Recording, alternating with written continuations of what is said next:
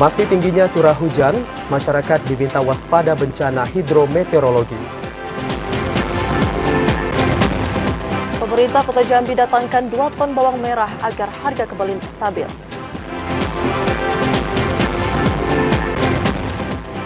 Kegiatan Seginjai 2024 raih transaksi penjualan UMKM senilai ratusan juta rupiah.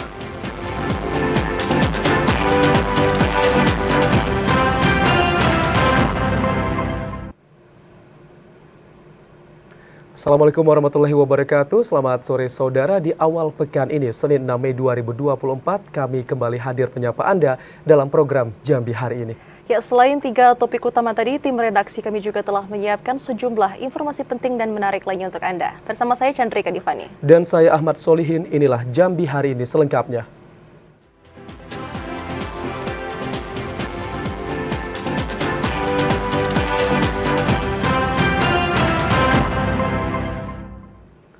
Saudara, pemerintah Provinsi Jambi kembali mengingatkan masyarakat untuk mewaspadai potensi bencana hidrometeorologi di setiap daerah. Pemerintah Provinsi Jambi kembali mengingatkan masyarakat untuk tetap mewaspadai munculnya bencana hidrometeorologi. Khususnya untuk bencana banjir, banjir bandang maupun tanah longsor akibat masih tingginya curah hujan yang terjadi di sejumlah wilayah. Sekretaris Daerah Provinsi Jambi, Sudirman, mengatakan, kewaspadaan akan bencana ini ditekankan karena sejumlah daerah yang masih terdampak banjir akibat meluapnya air Sungai Batanghari. Sementara untuk penanganan bencana dan penyaluran bantuan, sesuai regulasi yang berlaku sepenuhnya dikendalikan oleh pemerintah daerah masing-masing. Bantuan pemerintah provinsi akan diturunkan jika ada permintaan dari pemerintah daerah.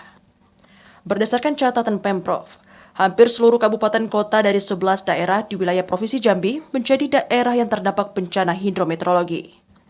Tercatat hanya ada 1 daerah, yakni Kabupaten Tanjung Jabung Barat, yang tidak terdampak bencana hidrometeorologi di tahun 2024. Kalau bantuan itu nanti menjadi kewenangan kabupaten dulunya.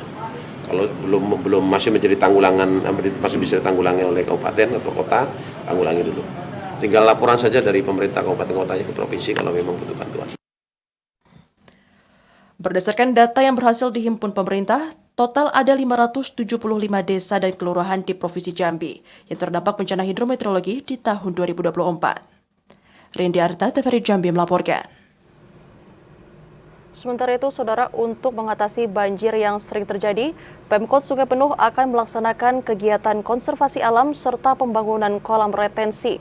Program tersebut merupakan kerjasama antara pemerintah Kabupaten Kerinci, Balai Wilayah Sungai Sumatera, dan Kementerian PUPR serta Kementerian LHK.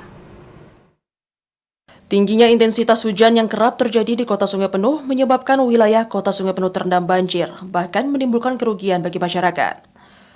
Untuk mengatasi banjir, pemerintah Kota Sungai Penuh akan melakukan program kerjasama antara pemerintah Kabupaten Kerinci, Balai Wilayah Sungai, Kementerian PUPR, serta Kementerian LHK.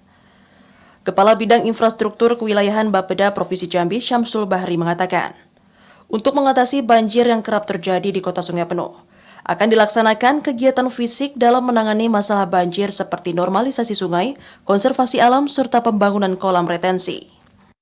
Isu persampahan air minum itu kita prioritaskan untuk Kerinci Sungai Penuh karena memang desakannya itu untuk banjir ini kita memang lintas kewenangan kabupaten kota, provinsi dan nasional. Jadi disampaikan Pak Kaban juga akan ada FGD, namun kita sebenarnya sudah siapkan juga perencanaan dengan teman-teman balai.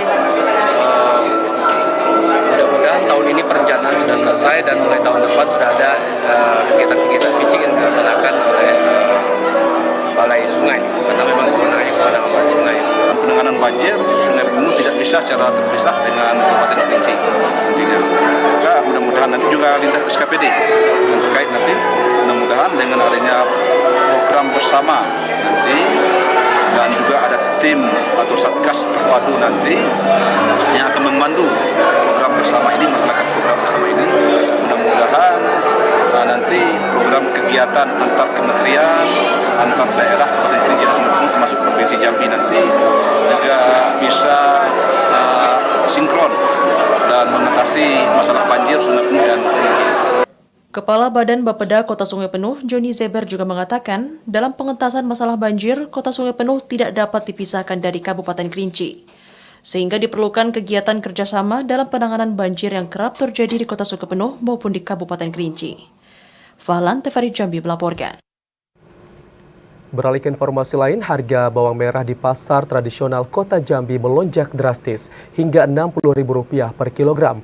Terkait hal itu, pemerintah Kota Jambi mendatangkan 2 ton bawang merah untuk menekan lonjakan harga agar kembali stabil. Sebanyak 2 ton bawang merah dari Brebes, Jawa Tengah didatangkan pemerintah Kota Jambi untuk menekan harga dan inflasi agar tetap stabil. Hal ini seiring dengan tingginya harga bawang merah di pasar tradisional Kota Jambi yang mencapai Rp60.000 per kilogram. PJ Wali Kota Jambi Sri Purwaningsih mengatakan, ini merupakan langkah utama dalam pengendalian harga dan menjaga jumlah pasokan bahan pokok, serta menekan harga bawang merah yang sedang melambung tinggi. Selain itu, tim pengendalian inflasi daerah Kota Jambi juga mengintervensi pasokan bawang merah. Pihaknya juga memberikan subsidi kepada pedagang agar masyarakat dapat membeli bawang dengan harga yang lebih murah. Saya minta untuk TPID Kota Jambi yang diketuai oleh Pak Sekda, ini kita lakukan tindakan nyata untuk melakukan intervensi ke pasar Pak dalam kaitannya dengan masalah bawang ini. Maka Pak Sekda beserta jajaran kemarin itu mewujudkan kerjasama dengan champion bawang merah itu ada di Brebes. Kami sudah kerjasama dengan Kabupati Brebes dan kemarin belanja bawang merah dari Brebes 2 ton kita bawa ke Kota Jambi karena memang kebutuhan pasar untuk Kota Jambi ini berkisar antara 1 sampai 1,5 ton. Jadi kita bawa 2 ton. Dan sampai di Kota Jambi ini saya minta dibantu dengan BTT.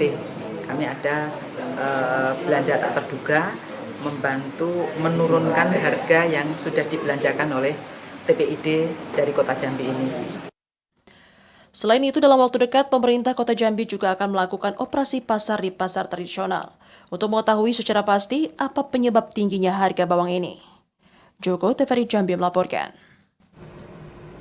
Kita ke sorotan lainnya, Saudara. BMKG Provinsi Jambi prediksi intensitas hujan dalam 3 hari ke depan masih cukup tinggi. Dan untuk mengetahui informasi selengkapnya saat ini kami telah terhubung dengan kontributor TVRI Jambi, Joko Prasetyo.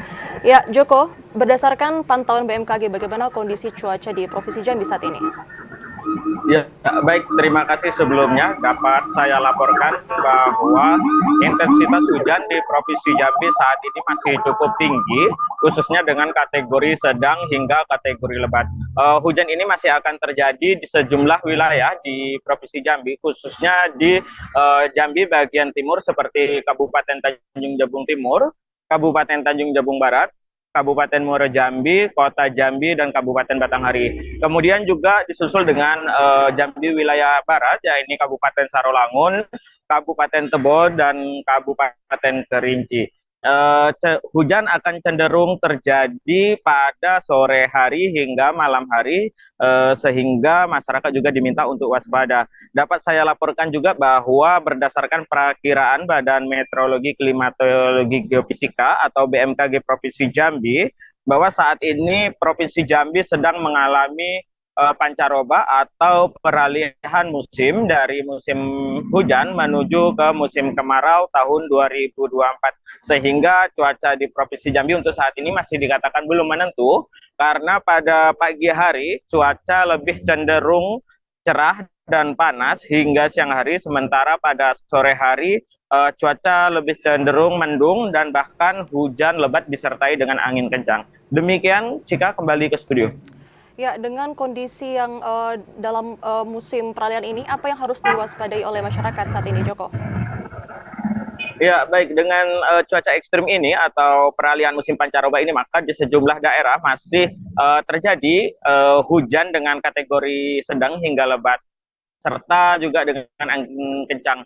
Maka Kepala BMKG Provinsi Jambi, Ibnu Sulistyo, juga menghimbau masyarakat agar tetap waspada saat beraktivitas di luar rumah. Karena pada saat musim pancaroba ini, bencana alam lebih mudah terjadi seperti banjir bandang, tanah longsor, kemudian angin puting beliung, serta angin kencang yang menyebabkan pohon tumbang. Kemudian juga saat berkendara, masyarakat juga dihimbau waspada karena pada saat hujan maka jarak pandang akan terbatas sehingga bisa menyebabkan kecelakaan di lalu lintas. Kemudian juga masyarakat dihimbau berhati-hati karena jalanan juga menjadi licin karena tergenang air. Demikian Cika, kembali ke studio.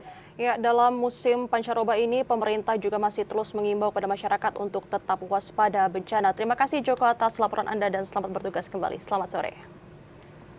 Beralih ke informasi lainnya, Saudara, meski harga beras SPHP di wilayah Kabupaten Tanjung Jabung Timur naik 1.600 per kilogram.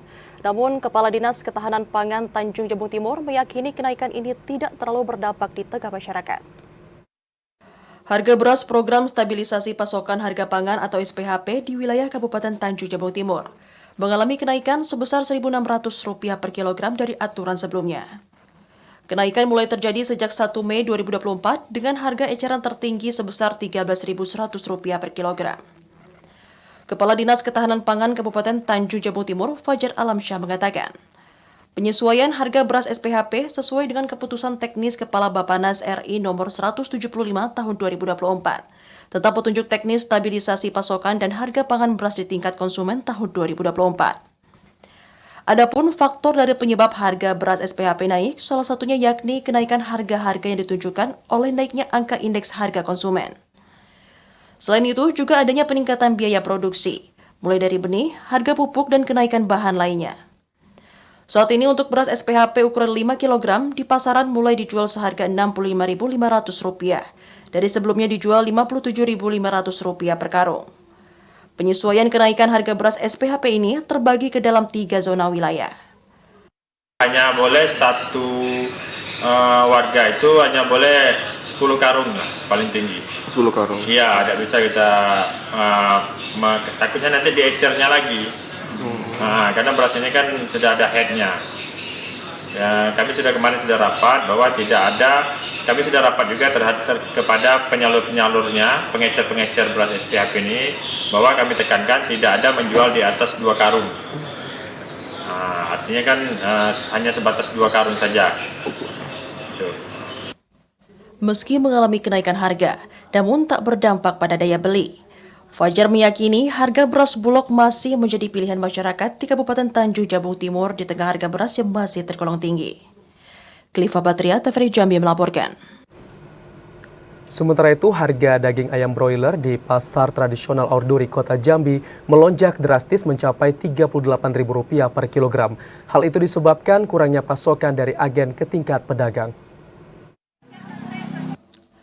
Harga daging ayam broiler di pasar tradisional Orduri Kota Jambi melonjak drastis.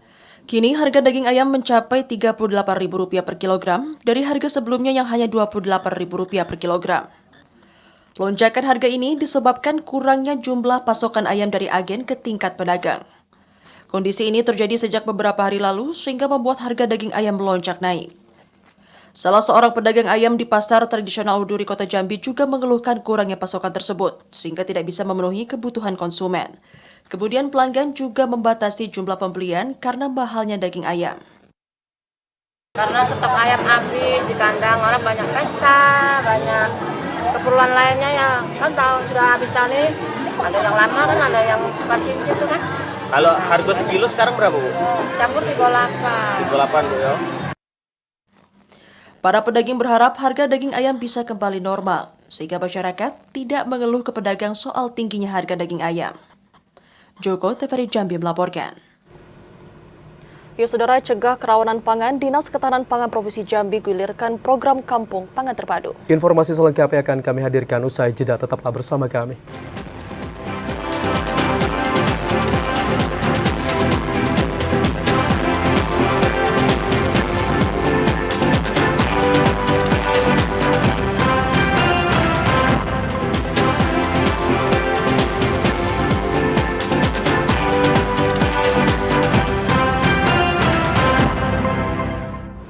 Anda kembali bergabung bersama kami di Jambi hari ini. Saudara Dinas Ketahanan Pangan Provinsi Jambi akan segera mengucurkan bantuan program Kampung Pangan Terpadu tahun 2024 untuk mencegah munculnya kerawanan pangan daerah. Bertujuan untuk mencegah munculnya potensi kerawanan pangan daerah, Dinas Ketahanan Pangan akan segera mengucurkan bantuan program Kampung Pangan Terpadu tahun 2024. Kepala Dinas Ketahanan Pangan Provinsi Jambi, Ismet Wijaya mengatakan, proses penyaluran bantuan tersebut saat ini dalam tahapan verifikasi dan identifikasi calon petani dan calon lokasi yang tergabung dalam sejumlah kelompok tani. Tahapan ini harus dilakukan agar bantuan tersebut dapat tepat sasaran. Untuk tahun 2024 terdapat 6 kelompok tani yang akan mendapatkan bantuan dari pemerintah. Masing-masing kelompok akan mendapatkan penyaluran bantuan senilai 50 juta rupiah. Selain program Kampung Pangan Terpadu, Dinas Ketahanan Pangan juga menyiapkan sejumlah program untuk menunjang peningkatan ketahanan pangan daerah. Program itu diantaranya menyasar 4 kelompok wanita tani, kemudian penyiapan infrastruktur tempat penggilingan padi di Jangkat, serta pembangunan lantai jemur di Kecamatan Sumai, Kabupaten Tebo. Ada terjadi cuaca ekstrim itu, ya, maka kita menggalakkan kegiatan Kampung Pangan Terpadu. Artinya di sini masyarakat kita sosialisasikan, kita edukasikan untuk menanam tanaman-tanaman pangan ya, palawija, ubi, jagung, kemudian kacang-kacangan, juga tanaman-tanaman sayur-sayuran ya yang dikelola oleh para kelompok tani, gabungan kelompok tani dan KWT, kelompok wanita tani. Dan itu kita beri modal ya. Modal sebesar masing-masing kelompok rata-rata 50 juta rupiah. Melalui program ini diharapkan dapat memenuhi kebutuhan pangan masyarakat secara mandiri, sehingga tidak bergantung pada ketersediaan bahan pokok di pasaran dengan pengembangan komoditas bahan pangan berdasarkan karakteristik wilayah. Rendi Arta, TVRI Jambi melaporkan. Sementara itu, Saudara, tahun 2024, pemerintah Kabupaten Tanjung Jabung Timur akan membuka seleksi P3K dan CPNS. Ada 450 formasi yang disediakan, yakni 375 formasi P3K dan 75 formasi CPNS. Pemerintah Kabupaten Tanjung Jabung Timur akan segera membuka seleksi penerimaan pegawai pemerintah dengan perjanjian kerja atau P3K dalam waktu dekat. Sebanyak 375 formasi disediakan, meliputi tenaga pengajar sebanyak 250 formasi, tenaga kesehatan 75 dan 50 untuk formasi teknis. Analis SDM BKPSDM Kabupaten Tanjung Jabung Timur Ahmad Arif mengatakan, kompetisi ini akan diutamakan kepada mereka yang sudah terdaftar di Dapodik Tanjung Jabung Timur dan surat keterangan Kemenkes yang sudah diusulkan oleh Dinas Kesehatan Kabupaten Tanjung Jabung Timur ke Kementerian Kesehatan. Formasi guru dan tenaga kesehatan tersebut akan diutamakan untuk sekolah maupun fasilitas kesehatan terjauh yang sangat kekurangan tenaga. Sedangkan formasi teknis ini meliputi OPD hingga tingkat kelurahan. Dengan begitu, besar kemungkinan yang diutamakan untuk mengikuti rekrutmen P3K adalah putra-putri asli kabupaten ini, atau mereka yang sudah mengabdi di lingkup pemerintah setempat. Tahun 2024 ini ada peningkatan sekitar 200 lebih dari tahun sebelumnya. Untuk jadwal, kita masih menunggu jadwal resmi dari BKN Pusat. CPNS tahun ini kita usulkan 75, itu tersebar di seluruh PD, kelurahan, kecamatan. Selain PPPK, pemerintah Kabupaten Tanjung Jabung Timur juga telah mengusulkan 75 formasi CPNS. Dengan adanya pembukaan PPPK dan CPNS, diharapkan putra-putri Kabupaten Tanjung Jabung Timur bisa memaksimalkan peluang ini, sesuai dengan klasifikasi yang dibutuhkan. Pihak BKPSDM Kabupaten Tanjung Jabung Timur juga tengah menunggu juknis tambahan dari Kemenpan RB untuk pembukaan. Kliva Patria, TVRI Jambi melaporkan. Ratusan pelamar PPK yang dinyatakan lulus pada kelengkapan administrasi pada Senin pagi tanggal 6 Mei mulai menjalani tahapan tes tertulis dengan sistem CAT. Pihak KPU Batanghari menyepakati hanya menjaring 15 pelamar terbaik per kecamatan untuk mengikuti tahapan tes selanjutnya. Dari 304 pelamar panitia pemilihan kecamatan atau PPK untuk Pilkada 2024, hanya terdapat 179 pelamar yang dinyatakan lulus pada tahap awal seleksi administrasi. Jumlah pelamar yang dinyatakan lulus diwajibkan mengikuti tahapan tes tertulis dengan sistem CAT selama 2 hari, yakni 6 hingga 7 Mei 2024. Komisioner KPU Batanghari Harapan Nami mengatakan, sesuai kesepakatan, nantinya peserta yang dapat melanjutkan tahap wawancara sebanyak 15 orang dengan nilai terbaik untuk di setiap kecamatan. Selama proses tes berlangsung, peserta diawasi secara ketat oleh petugas dari KPU maupun Bawaslu Batanghari. Kita chatting hari ini ya, kalau hari ini itu ada yang sesi sekarang itu ada 41, nanti dilanjutkan lagi kecamatan Permainan. Berarti ada 2 sesi nih? Hari ini ada 2 sesi. Total jumlah yang ikut chatting keseluruhan itu 179. Nah dari semua pelamar kan ada 304 ya, karena banyak dari pelamar kita yang tidak melengkapi bahan. Sementara itu, setiap hasil tes akan diumumkan langsung KPU Batanghari lewat aplikasi Siakba maupun pengumuman tertulis di kantor KPU setempat. Ade Judiawan, TVRI Jambi melaporkan. Ya saudara, ratusan calon PPK di Kabupaten Merangin mengikuti ujian tertulis menggunakan sistem CAT untuk Pilkada tahun 2024. Berdasarkan hasil seleksi ini nantinya akan diambil sebanyak 240 orang untuk mengikuti tahapan wawancara. Proses rekrutmen calon panitia pemilihan kecamatan atau PPK Pilkada tahun 2024 saat ini telah memasuki tahapan tes tertulis. Hari ini Komisi Pemilihan Umum Kabupaten Merangin telah melakukan tahapan tes tertulis dengan mekanisme CAT yang diikuti sebanyak 373 orang. Pelaksanaan ujian tes tertulis bagi calon PPK ini digelar selama 2 hari, yakni 6-7 Mei, yang berlangsung di SMK Negeri 1 Merangin. Dari 373 yang ikut tes tertulis ini, hanya 10 orang nilai terbaik yang akan lolos ke tahap selanjutnya untuk mengikuti tes wawancara. Kemudian dari 10 orang tersebut, hanya akan ada 5 orang yang akan dipilih menjadi anggota PPK untuk masing-masing kecamatan. Sedangkan 5 lainnya lulus sebagai cadangan. Adapun total kecamatan yang ada di Kabupaten Merangin sebanyak 24 kecamatan, sehingga dibutuhkan 120 orang PPK. Satu hari itu 3 sesi. Hari ini dan besok, terus semuanya 373 orang.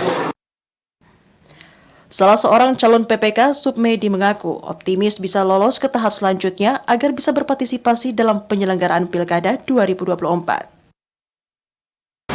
Semoga nanti bisa lolos ke tahap itu. Ramadan Cerbita Kasa, TVRI Jambi melaporkan.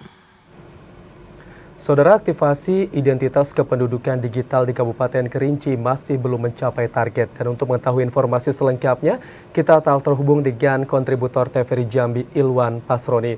Halo, selamat sore Ilwan. Berapa realisasi IKD di Kerinci saat ini?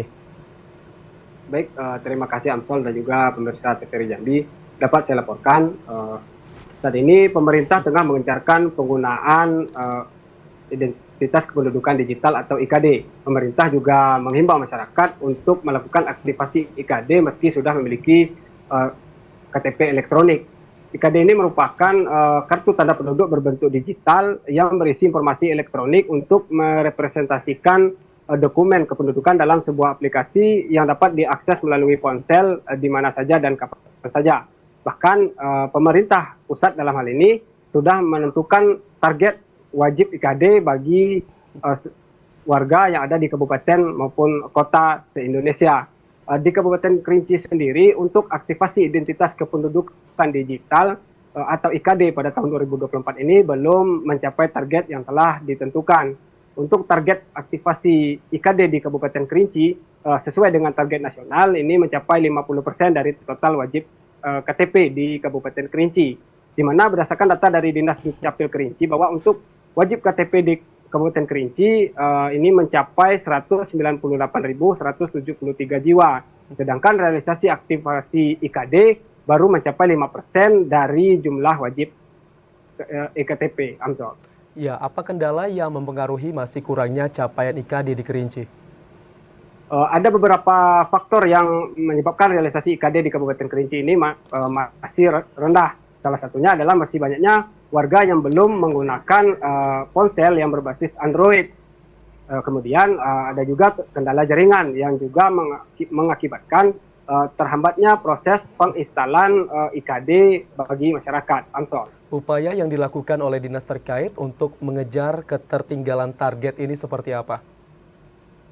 Nah, dinas terkait dalam hal ini atau pemerintah Kabupaten Kerinci dalam hal ini Dinas Kependudukan dan Pencatatan Sipil Kabupaten Kerinci terus melakukan upaya untuk meningkatkan aktivasi IKD. Salah satunya adalah dengan melakukan pendekatan kepada masyarakat dan melakukan sosialisasi kepada masyarakat tentang kemudahan dengan menggunakan IKD atau identitas kependudukan digital.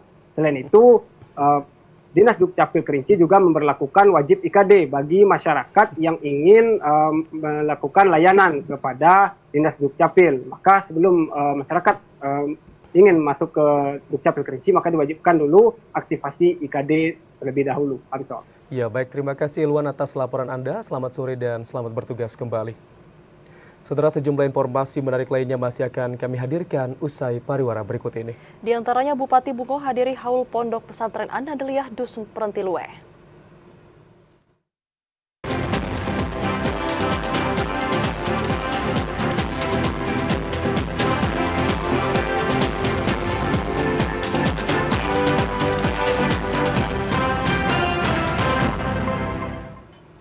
Anda kembali bergabung bersama kami dalam segmen advertorial.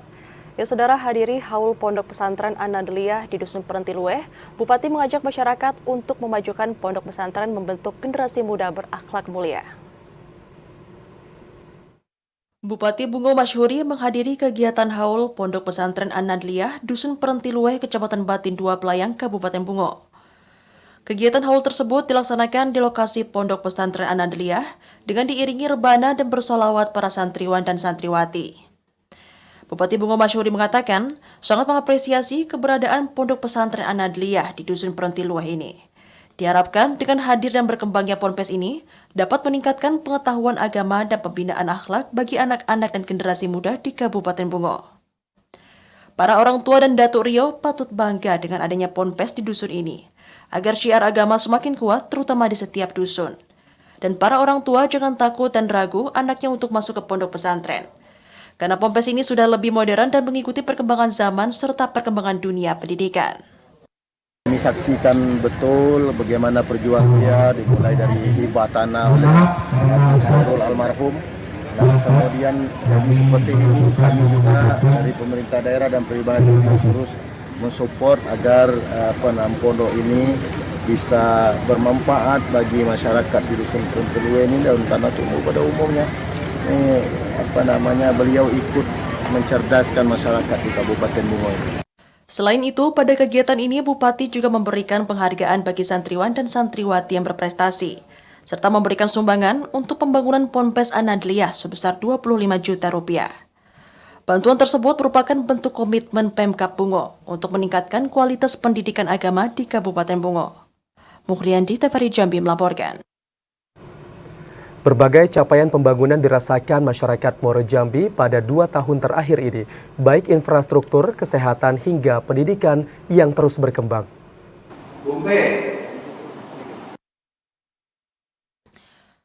Kabupaten Muaro Jambi sebagai daerah penyangga sebuah kota tentunya memiliki banyak persoalan. Tentu bukan pekerjaannya mudah bagi pejabat Bupati Bahyuni Deliansyah untuk memperbaiki berbagai persoalan yang tengah dihadapi Kabupaten Muaro Jambi dalam waktu yang singkat. Namun semua itu tidak menyurutkan Bahyuni dalam menjalani amanah yang diberikan kepadanya. Berbagai keberhasilan dipersembahkan Bahyuni selama memimpin Muaro Jambi hingga di masa jabatannya yang akan segera berakhir dalam hitungan hari. Banyak kebijakan yang diambil dalam memenuhi kebutuhan kesehatan bagi masyarakat. Salah satunya melibatkan korporasi dalam menekan angka stunting dan memanfaatkan CSR yang tepat bagi penerima.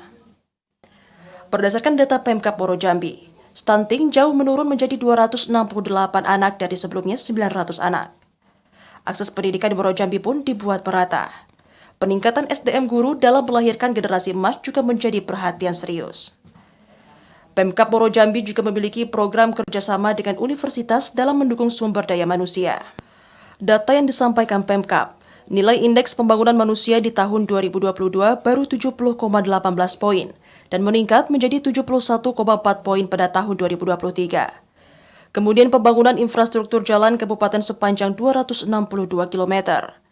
Bahkan di tahun 2023, Muaro Jambi mendapatkan bantuan penanganan jalan dari pemerintah pusat. seperti di Kecamatan Sungai Gelam sepanjang 9,40 km dan preservasi jalan di Kecamatan Taman Rajo 2,74 km. Bayuni juga membangun infrastruktur fasilitas kesehatan dan pendidikan hingga ke pelosok desa, dengan harapan dapat meningkatkan kualitas hidup masyarakat. Berbagai capaian program yang dilaksanakan juga membuat pendapatan asli daerah Boro Jambi meningkat dalam waktu 2 tahun belakangan. Jika di tahun 2022 sebesar 115 miliar rupiah, maka di tahun 2023 mencapai 126 miliar 210 juta 639.985 rupiah. Masyarakat berharap yang telah terlaksana dapat berlanjut dan membuat Boro Jambi semakin mantap terdepan.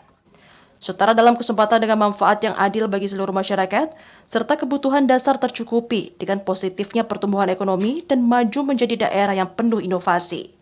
Merupakan visi besar Bahyuni Deliansyah dalam memimpin kabupaten yang telah berusia 24 tahun ini. Azam Afnan, TVRI Jambi melaporkan.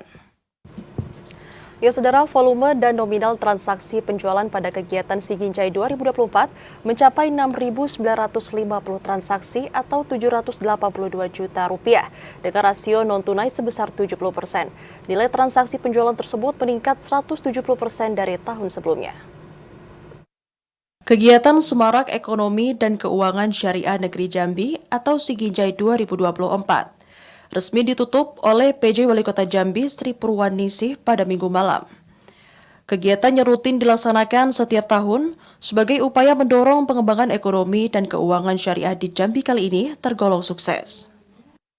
Selama penyelenggaraan Siginjai yang digelar sejak 1 hingga 5 Mei 2024, volume dan nominal penjualan pada showcase UMKM unggulan Jambi mencapai 6.950 transaksi atau sebesar 782 juta rupiah.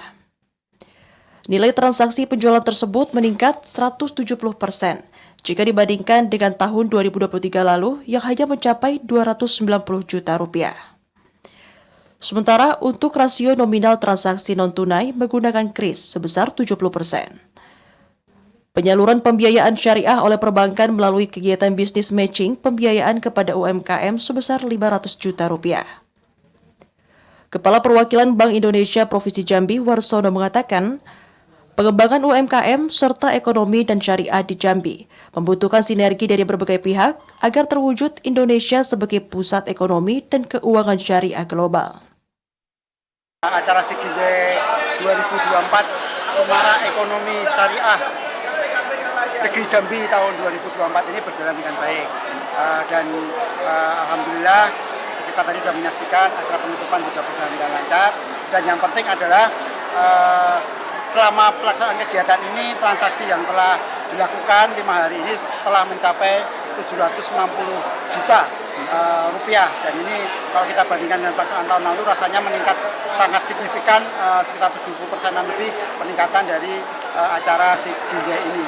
Sehingga nanti harapannya tidak hanya berhenti pada saat acara ini ya Mas, tapi ke depan UMKM yang telah kita bina dan kemudian sudah melakukan expo pada acara Siginjai ini, setelah acara ini tentu diharapkan semakin terkenal, semakin naik kelas, pendapatannya semakin naik karena orang semakin kenal, sehingga nanti akan datang langsung ke tempat-tempat UMKM itu berada, belanja. UMKM yang maju tentunya akan mendorong perekonomian kita menjadi lebih maju. PJ Wali Kota Jambi Sri Purwaningsih mengapresiasi kegiatan Siginjai 2024 ini karena sangat bermanfaat bagi para pelaku UMKM dan juga dapat mewujudkan sumber pertumbuhan ekonomi baru di Jambi. Pada kesempatan kali ini saya menyampaikan apresiasi, terima kasih yang luar biasa kepada Bank Indonesia, khususnya Bank Indonesia Provinsi Jambi. Banyak sekali perannya untuk membangun kota Jambi, ya, baik dari sisi peningkatan UMKM, ya, memberdayakan UMKM. Ini tadi juga kita sama-sama lihat bahwa dalam forum ini banyak lomba-lomba yang dilakukan untuk mendorong anak-anak, dari anak-anak yang kecil, lomba mewarnai, lomba nasid, dan yang lain-lainnya, MTQ segala macam. Ini BI dalam rangka Siginjai ini banyak hal yang sangat positif untuk membangun baik dari sisi SDM maupun meningkatkan UMKM di Kota Jambi ini. Penutupan Siginjai 2024 ini sekaligus penyerahan hadiah kepada para pemenang lomba dan kompetisi syariah. Kegiatannya dipusatkan di salah satu mal di Kota Jambi, diakhiri dengan penampilan band papan atas gigi. Andri Wijaya, TVRI Jambi melaporkan. Penyerahan hadiah lomba menjadi puncak peringatan HUT ke-29 TVRI Stasiun Jambi. Berbagai hadiah untuk sejumlah perlombaan diserahkan oleh PLT Kepala Stasiun TVRI Jambi dan KTU serta para KPP usai pelaksanaan apel pagi di lapangan kantor TVRI Jambi. Memeriahkan HUT ke-29 TVRI Stasiun Jambi. Berbagai perlombaan internal maupun eksternal telah selesai dilaksanakan. Penyerahan hadiah lomba menjadi puncak dari peringatan HUT ke-29 TVRI Stasiun Jambi. Penyerahan hadiah dilaksanakan setelah apel pagi di halaman kantor TVRI Stasiun Jambi. Ketua Panitia HUT ke-29 TVRI Stasiun Jambi, Iwan Koswara mengatakan, kegiatan ini tidak hanya untuk memeriahkan HUT ke-29 TVRI Stasiun Jambi, melainkan juga untuk mempererat tali silaturahmi antar pegawai. Panitia juga saling mengapresiasi atas semangat dan partisipasi masyarakat dan karyawan dalam memeriahkan HUT ke-29 TVRI Stasiun Jambi. Harapan ke depan, ajang dalam rangka HUT lebih meningkat. Alhamdulillah untuk tahun ini kita sudah laksanakan dan sukses. Kita melibatkan publik karena TVRI Jambi hadir untuk masyarakat Jambi. Salah seorang peserta juara 1 lomba penyiar, Malika, mengatakan sangat senang dan bangga bisa mengikuti lomba dan menjadi juara. Malika berharap kedepannya TVRI Jambi bisa semakin mengedukasi dan memberikan banyak manfaat bagi masyarakat Provinsi Jambi. Alhamdulillah hari ini sudah diumumkan oleh TVRI Jambi bahwasanya kami menjadi pemenang dari lomba presenter TVRI Jambi tahun 2024. Harapannya semoga TVRI Jambi terus memberikan informasi-informasi terbaik, terus memberikan siaran-siaran yang mengedukasi masyarakat Provinsi Jambi maupun di seluruh Indonesia. TVRI Jambi, media pemersatu bangsa, sukses selalu dan terus berjaya. Berbagai lomba yang dipertandingkan untuk eksternal diantaranya lomba penyiar, lomba menyanyi bintang andalas, dan lomba mewarnai tingkat PAUD. Sementara untuk lomba internal ada lomba futsal, lomba domino, dan tenis meja. Yaji Santoso, TVRI Jambi melaporkan. Saudara, belum temukan unsur pidana, laporan model A kasus Ponpes Raudatul Mujawidin dihentikan penyidik. Informasi selengkapnya akan kami hadirkan usai jeda sesaat lagi.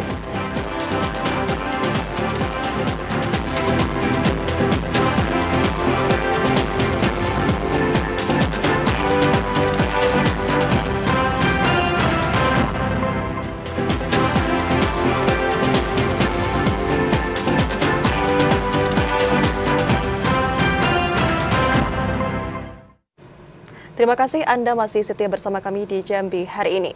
Saudara, meski jadwal keberangkatan masih 1 bulan lagi, namun para calon jemaah haji diminta untuk menjaga kesehatan. Di Muaro Jambi dari 203 CJH terdapat 3 jemaah yang masuk dalam kategori lanjut usia. Selain petugas haji, kepedulian calon jemaah haji lainnya untuk mendampingi jemaah lansia juga menjadi perhatian bagi semua CJH dalam menunaikan ibadah haji. Di Kabupaten Muaro Jambi, dari 203 calon jemaah haji yang akan diberangkatkan ke Tanah Suci Mekah, Arab Saudi, terdapat 3 jemaah yang merupakan lanjut usia, yakni Nurkemi, Paniem, dan Suginam yang masing-masing telah berusia 84 tahun. Kemenak Muaro Jambi mengimbau kepada para calon jemaah haji, terutama lansia, agar tetap menjaga kesehatan dengan mengkonsumsi makanan yang bergizi dan berolahraga yang cukup, mulai dari persiapan keberangkatan hingga tiba di Tanah Suci nantinya. Hingga kini ratusan CJH Muaro Jambi masih menjalani manasik haji di tingkat kecamatan. Sebenarnya masih sehat, tapi untuk wanti-wanti dia tetap minta cadangan kursi roda. Kalau secara fisik nampaknya masih sehat, tapi dia untuk cadangan yang namanya lansia tetap dipersiapkan untuk kursi roda. Kemenak juga mengingatkan kepada calon jemaah haji agar tidak membawa barang yang dilarang, seperti pisau, gunting, dan benda tajam lainnya saat penerbangan. Direncanakan ratusan CJH yang tergabung dalam kloter 25 akan diberangkatkan ke Tanah Suci pada 6 Juni 2024. Azam Afnan, TVRI Jambi melaporkan. KPK menyebutkan 2 dari 6 orang terdakwa belum mengembalikan uang pengganti kerugian negara. Kedua orang terdakwa tersebut yakni Edmond senilai 100 juta rupiah dan Hairil 200 juta rupiah. Komisi Pemberantasan Korupsi menyebutkan 2 dari 6 terdakwa Kasus korupsi pengesahan RAPBD Jambi tahun 2017-2018 belum mengembalikan uang kerugian negara. Kedua orang tersebut yakni terdakwa Edmond senilai 100 juta rupiah dan terdakwa Hairil 200 juta rupiah. Menurut KPK, mereka disinyalir turut menerima uang suap dari Ketok Palu pengesahan RAPBD Jambi tahun 2017-2018 silam. Namun untuk terdakwa Hairil baru mengembalikan 100 juta rupiah ke negara dan tersisa 100 juta rupiah. Sementara untuk terdakwa Edmond tidak mengakui perbuatannya dan akan mengajukan pledoi bersama 5 terdakwa lainnya. Dijadwalkan sidang berlangsung pada pekan depan. Dan itu kalau Pak Edmond, itu kan 100 juta belum kembalikan. Kemudian untuk Pak Hairil, kita analisa juris kami, beliau itu menerima 200 juta, tetapi baru mengembalikan 100 juta, sehingga kurang 100 juta, ya itulah yang kita tuntut uang penggantinya. Sempat ada tidak mengakui, Bang? Untuk khusus terdakwa 3 Edmond, dia tidak mengakui. Tapi kami berdasarkan dari saksi-saksi yang lain, ada persesuaian, terdakwa Edmond juga menerima uang tersebut. Selain memberikan tuntutan penjara kepada terdakwa kasus pengesahan RAPBD Jambi, Jaksa KPK juga turut memberikan tuntutan uang pengganti dan denda kepada para terdakwa Rahima, Edmond, Meli Hairia, Luhut Silaban, Hairil, dan Mesran. Tuntutan ini dilakukan guna mengembalikan uang kerugian negara dari kasus perkara korupsi pengesahan RAPBD Jambi tahun 2017-2018. Asyar TVRI Jambi melaporkan. Sementara itu, saudara, laporan model A kasus santri Tebo yang tewas di Ponpes Raudatul Mujawidin bakal dihentikan penyidik. Hingga sejauh ini polisi belum menemukan adanya unsur pidana dalam laporan tersebut. Tim khusus dan Polres Tebo bakal menghentikan penyidikan terhadap laporan model A kasus kematian Airul Harahap di Ponpes Raudatul Mujawidin Rimbo Bujang, Kabupaten Tebo. Direktur Reserse Kriminal Umum Polda Jambi, Kombes Pol Andri Ananta Yudhistira menjelaskan, sejauh ini polisi belum menemukan adanya unsur pidana dalam kasus tersebut. Namun dari hasil pemeriksaan Ikatan Dokter Indonesia, Dokter Klinik Rimbo Medical Center telah menulis surat kematian Airul sesuai keterangan dari pengurus. Meski bakal dicabut kasusnya, namun ID akan memberikan sanksi etik kepada dokter tersebut. Ini juga sesuai dengan yang saya lampaikan minggu lalu, kami berkirim surat juga, sama halnya dengan masalah gelar perkara untuk bersamaan. Penindaklanjuti laporan model A. Yang sudah kami sampaikan bahwa kami sudah melakukan pemeriksaan terhadap ID Kabupaten Tebo dan berkoordinasi ke ID Provinsi Jambi. Nanti bersamaan dengan gelar perkara yang akan dilaksanakan oleh Polres Tebo yang dilakukan di Polda ini, kami akan sampaikan hasilnya. Sebelumnya, Polres Tebo membuat laporan model A dugaan adanya surat kematian Airul Harahap yang dikeluarkan Klinik Rimbo Medical Center berbeda dengan hasil visum. Klinik menyatakan Airul Harahap tewas akibat tersetrum, sedangkan rumah sakit di Tebo menyatakan adanya penganiayaan benda tumpul. Ari Haryono, TVRI Jambi melaporkan. Saudara, usut kematian Syifa, polisi terus menggali informasi terkait interaksi terakhir korban. Jumlah saksi terus bertambah guna mengusut kematian wanita 20 tahun tersebut. Terkait kasus kematian Syifa, gadis 20 tahun yang ditemukan tewas di kolam terbengkalai di Jalan Baru kilometer 16 Kecamatan Muarobolian, Kabupaten Batanghari. Tim khusus dan Polres Batanghari masih menggali informasi mengenai interaksi terakhir korban. Polisi telah memeriksa 18 orang saksi dari keluarga dan orang terdekat korban, termasuk majikan tempat terakhir korban tinggal. Namun hingga sejauh ini belum ditemukan adanya tanda-tanda siapa pelaku di balik tewasnya gadis tersebut. Ini menjadi atensi dari pimpinan kami juga sudah membackup. Per hari ini sudah dilaksanakan pemeriksaan terhadap 18 orang saksi. Dan 18 ini bukan berarti mereka pemeriksaannya hanya satu kali, tidak. Ada beberapa orang yang sudah 2 ataupun sampai 3 kali, karena kita ingin mendalami kepada orang-orang yang pertama tinggal bersama dengan korban, kemudian keluarga korban, teman bekerja korban. Nah, ini mungkin pemeriksaannya bisa lebih daripada 1 kali. Sebelumnya, Syifa, gadis 20 tahun, ditemukan tewas di kolam terbengkalai di Jalan Baru, Kecamatan Muarobolian, Kabupaten Batanghari pada Februari lalu. Syifa ditemukan tanpa busana dengan 3 luka tusuk di sekujur tubuh. Orang tua korban menuntut polisi untuk mengungkap kasus kematian Syifa. Ari Haryono, TVRI Jambi melaporkan. Informasi lainnya, saudara, akibat cuaca ekstrim, 2 tiang listrik PLN di kawasan Selincah, Kota Jambi roboh. Akibatnya aliran listrik di sejumlah daerah di Kota Jambi sempat padam beberapa jam. Dua tiang listrik milik perusahaan listrik negara di RT 24 Kelurahan Payu Selincah, Kecamatan Palmerah, Kota Jambi roboh. Peristiwa itu terjadi saat hujan lebat disertai angin kencang yang terjadi beberapa waktu lalu. Kemudian terdapat sejumlah tiang listrik di kawasan tersebut juga miring akibat cuaca ekstrim. Akibatnya aliran listrik di sejumlah daerah di Kota Jambi sempat terjadi pemadaman. Manajer UP3 PLN Jambi, Ediwan mengatakan, persoalan tersebut telah diatasi dan masih dalam proses perbaikan. Kemudian daerah yang mengalami pemadaman akibat peristiwa tersebut sudah kembali teraliri listrik. Minggu itu sekitar jam 5 sore, lebih kurang. Itu dari siangnya kita cuaca di Jambi itu hujan lebat ya. Untuk di beberapa daerah malah disertai dengan angin kencang, Pak. Nah, jadi kebetulan di lokasi GI Paya Selincah yang ada akses jaringan kita menuju ke gardu induk di pangkalnya itu mengalami gangguan, yaitu tumbang tiang akibat pondasinya itu tergerus sehingga terjadi tumbang tiang dan jaringan kita mengalami gangguan. Kemudian sore itu juga kawan-kawan melakukan manuver sistem, dilakukan pembagian dari sistem yang padam diisolir ya, diamankan. Kemudian jaringan yang masih aman itu disuplai dari feeder-feeder yang masih aman. Ditargetkan perbaikan tiang roboh tersebut baru selesai pada Senin sore ini, sehingga masyarakat tidak merasa khawatir dari dampak yang akan ditimbulkan. Joko TVRI Jambi melaporkan.